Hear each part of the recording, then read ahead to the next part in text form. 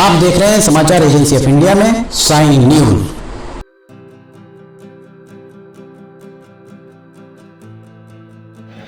नमस्कार दोस्तों, समाचार एजेंसी ऑफ इंडिया की साइन न्यूज में लिमटी की लालटेन के 482वें एपिसोड में एक बार फिर आपका स्वागत है। लगातार रेलवे के अपडेट्स देने के बाद हमने आपको सीआरएस सिवनी से चौरई तक का हुआ। अब कोई बाधा नहीं बची है सवारी गाड़ी चलने में। अब सब कुछ निर्भर करता है छिंदवाड़ा के सांसद नकुलनाथ, बालाघाट के सांसद डॉक्टर ढाल सिंह बिसेन और मंडला के सांसद फग्गन सिंह कुलस्ते के ऊपर। वे सभी अगर चाहें तो ये कहा जा सकता है कि 3-4-5 दिन में ही रेलगाड़ी चल सकती है, यहाँ से सवारी गाड़ी चल सकती है। और अगर सवारी गाड़ी चलती है तो इंदौर, भोपाल, नागपुर, जबलपुर से जो भी विद्यार्थी अभी होली पर आएंगे उन्हें 1300-1400, यहाँ तक कि आप अगर बसेस की बुकिंग, ऑनलाइन बुकिंग देखेंगे तो होली के आसपास 3-3 हजार रुपये प्रति बर्थ, प्रति सीट आपको किराया मिलेगा। कोई नियंत्रण नहीं है, ना ही परिवहन विभाग का नियंत्रण है, ना ही पुलिस का, ना ही प्रशासन का, किसी का भी कोई नियंत्रण इस पर नहीं है।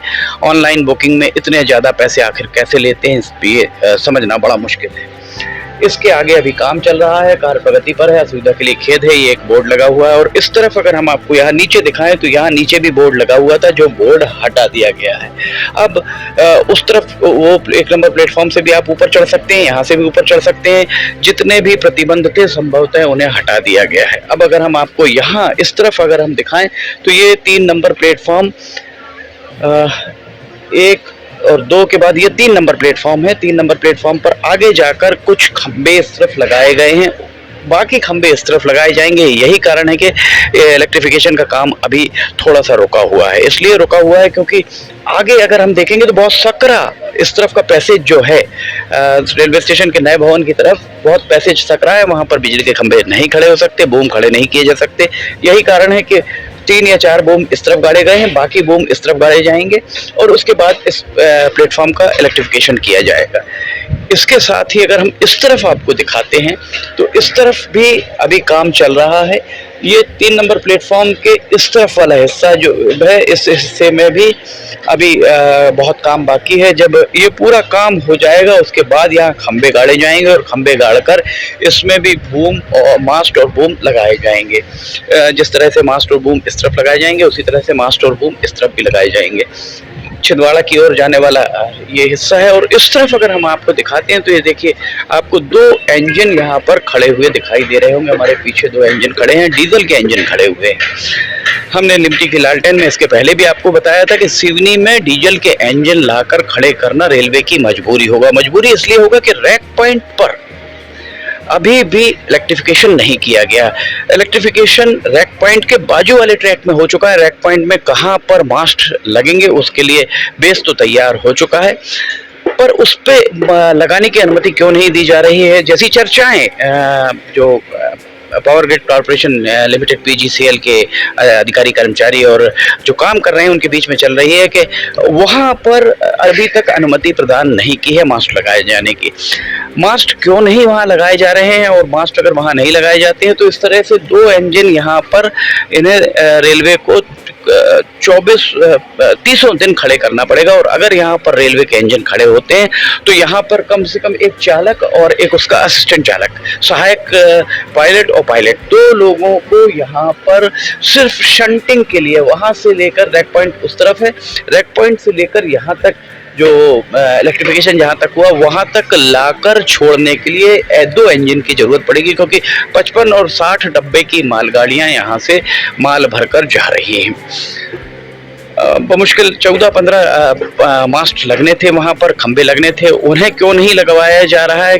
रेलवे के सूत्रों ने ये भी बताया कि जब खंबा, इस तरीके का खंबा अगर कोई लगेगा, जो खंबे आपको दिख रहे हैं ऐसे खंबा, ये जो नीचे खंबा दिख रहा है, इस खंबे के आसपास चारों तरफ कवर करना पड़ेगा इस हाइट के दूसरे खंभों से, जो थोड़े से पटरी नुमा खंबे होते हैं उससे लगभग 6 फीट खंबे, 3 और 3 6 7 8 खंबे गाड़ने पड़ेंगे, क्योंकि इस खंबे की जो मास्ट है, इस मास्ट की सुरक्षा के लिए दरअसल जब भी कोई सामान आएगा या जाएगा रैक पॉइंट से, ट्रक जब बैक होगा क्योंकि ट्रक में सामान जब भी भरा जाएगा तो ट्रक का जो पिछला हिस्सा है जिसमें सामान भरा जाएगा वो जाकर रेलवे की बोगी जो जहाँ से भी भरा जा रहा है उसके पास आके खड़ा होगा, और रिवर्स करते समय अगर इस मास्ट पर ठोकर लगी तो 25,000 वोल्ट का ये तार गिर सकता है, दुर्घटना घट सकती है। इस सब के लिए जरूरी ये था कि जिस तरीके से यहाँ पर ये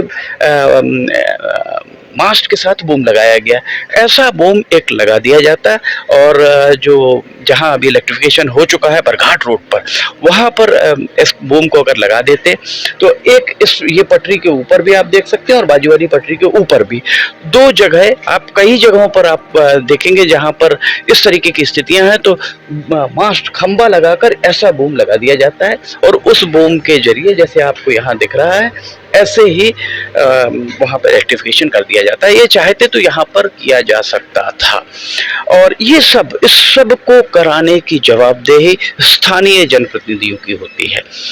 मामला केंद्र का है, निश्चित तौर पर बालाघाट संसदीय क्षेत्र का हिस्सा है, इसलिए डॉक्टर ढाल सिंह बिसेन सांसद बालाघाट की जवाबदेही थी कि वे इस पूरे मामले में अधिकारियों के साथ बैठक करते, और बैठक करने के बाद वे इस तरीके का वहां पर मास्ट और बूम लगाकर इलेक्ट्रिफिकेशन, अब तक तो इलेक्ट्रिफिकेशन हो गया होता।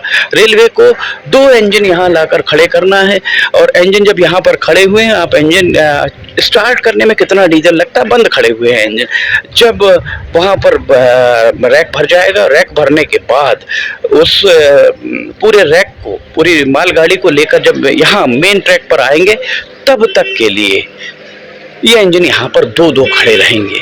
ये समय की भी बर्बादी है। निश्चित तौर पर 2 अगर यहाँ पर चालक और सहायक चालक यहाँ रहेंगे डीजल इंजन के, उनका वेतन भत्ता सब कुछ रेलवे को देना मजबूरी होगा। 8 घंटे के बाद वे उनकी ड्यूटी खत्म होगी और वे जाकर विश्राम करेंगे, और उसके बाद जब भी उनकी ड्यूटी लगेगी वे आएंगे। बहरहाल यहाँ जो नीचे हम आपको दिखाएं, इस प्लेटफॉर्म पर भी रिस्ट्रिक्शन लगा हुआ था कि ऊपर नहीं आ सकते, बंद किया हुआ था, अब सब कुछ हटा दिया गया है, संभवतः खोल दिया गया। रिस्ट्रिक्शन नहीं है, इसका मतलब यही माना जा सकता है कि आप ऊपर चढ़ सकते हैं। कितना सुंदर नज़ारा यहाँ दिखता है। अगर यहाँ से अगर आप इधर देखते हैं तो ये रेलवे स्टेशन का भवन है, ये सड़क कितनी सुंदर यहाँ दिख रही है, नज़ारा कितना सुंदर, संजय निकुंज इस तरफ दिख रहा है, और ये कटंगी नाके में के आगे जो बोरदई टेकरी ऊपर दिख रही होगी, एक हॉस्टल दिख रहा होगा, पर बोरदई टेकरी के आसपास आप अतिक्रमण देख सकते हैं कितना ज़्यादा हो चुका है। यहाँ पर ये नागपुर रोड और ये नागपुर नाके वाला हिस्सा, यहाँ हमारे पीछे आपको दिख रही होगी एक पानी की टंकी, जो मठ मंदिर के पीछे बनी हुई पानी की टंकी, और ये जितने वृक्ष दिखाई दे रहे हैं इसके पीछे मठ मंदिर की जमीन पूरी की पूरी है। ये स्थिति है। यहाँ पर अभी भी काम चल रहा है और रेलवे स्टेशन का नया भवन बन रहा है, कब तक पूरा होगा ये कहना बड़ा मुश्किल है। तो आज के हालात, मार्च का महीना आरंभ हो चुका है, मार्च के महीने में अब 8 मार्च की होली है। अगर रेलगाड़ी यहाँ से पैसेंजर ट्रेन ही छिंदवाड़ा और नैनपुर के बीच चला दी जाती तो पेंच वैली से या फिर दिल्ली से आने वाले पातालकोट एक्सप्रेस से छिंदवाड़ा तक आने वाले विद्यार्थी और अन्य लोग रेलगाड़ी के माध्यम से सिवनी आ सकते थे। पता नहीं सांसद डॉक्टर ढाल सिंह बिसेन इस मामले में दिलचस्पी क्यों नहीं ले रहे हैं। अगर वे दिलचस्पी नहीं ले रहे हैं तो वे कारण वे खुद ही बता सकते हैं, पर दिलचस्पी नहीं लेने की बात इसलिए कही जा रही है क्योंकि अब तो CRS भी हो गया। अब रेलगाड़ी चलने में समस्या क्या है, सवारी गाड़ी चलने में समस्या क्या है, और मुख्य बात कि इस पूरे अमान परिवर्तन में पटरियां डलना, निर्माण कार्य, इलेक्ट्रिफिकेशन, इतना सब काम हो गया। सांसद डॉक्टर ढाल सिंह बिसेन के द्वारा अभी भी एक भी पत्रकार वार्ता ना अधिकारियों के साथ ली गई, ना ही उन्होंने खुद इस पूरे मामले की बात बताई कि यहाँ क्या चल रहा है, कैसा चल रहा है।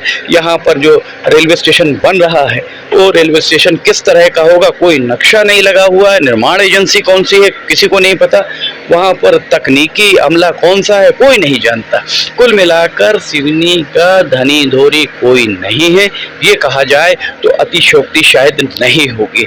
और इसके साथ ही हम एक बार फिर समाचार एजेंसी ऑफ इंडिया के माध्यम से सांसद डॉक्टर ढाल सिंह बिसेन से अपील करना चाहेंगे कि वे जल्द से जल्द सिवनी की जनता की तरफ से ये अपील करना चाहते हैं कि वे जल्द से जल्द सिवनी से सवारी गाड़ी चलाने के मार्ग प्रशस्त करें। यहाँ पर अभी कैंटीन का ठेका भी नहीं हुआ। यहाँ कैंटीन कौन चलाएगा, पानी कहाँ से आएगा, इस बारे में किसी को भी कोई जानकारी यहाँ पर नहीं है। कोई किसी को कुछ भी नहीं पता कि यहाँ क्या होगा। यहाँ तक कि यहाँ पर अभी जो तकनीकी कर्मचारी या स्टाफ यहाँ पर संचालित जो सारी व्यवस्थाओं को करेंगे, स्टेशन मास्टर के अलावा एक या दो पोर्टर होंगे, उसके अलावा कोई भी यहाँ पर नहीं है। यहाँ पर कर्मचारियों की तैनाती कराई जाए। हमने आपको बताया था कि किस तरह से एक दिन बार बार बंद नागपुर नाके का जो फाटक था उसे बंद करके खोला जा रहा था, फिर बंद किया जा रहा था। दरअसल जो अकुशल कर्मचारियों के कारण ये हो रहा है कि जितने कर्मचारी उनसे ही सारा काम लिया जा रहा है, और जब तक कर्मचारियों की तैनाती नहीं होती तब तक ये नहीं माना जा सकता कि सिवनी में सवारी गाड़ी चलने के मार्ग प्रशस्त हो पाएंगे। समाचार एजेंसी ऑफ इंडिया की साइन न्यूज में लिमटी की लालटेन के 482वें एपिसोड में फिलहाल इतना ही। समाचार एजेंसी ऑफ इंडिया की साइन न्यूज में अगर आपको लिमटी की लालटेन पसंद आ रही हो तो आप इसे लाइक, सब्सक्राइब और शेयर जरूर कीजिएगा। अगर आप इसे देखना चाहते हैं तो आप समाचार एजेंसी ऑफ इंडिया की वेबसाइट या साइन न्यूज के न्यूज चैनल पर जाकर इसे आप देख सकते हैं। समाचार एजेंसी ऑफ इंडिया के सहयोगी अखिलेश दुबे के साथ लिमटी की लालटेन का 483वां एपिसोड लेकर बहुत जल्द हाजिर होंगे। फिलहाल आपसे इजाजत लेना चाहेंगे। जय हिंद।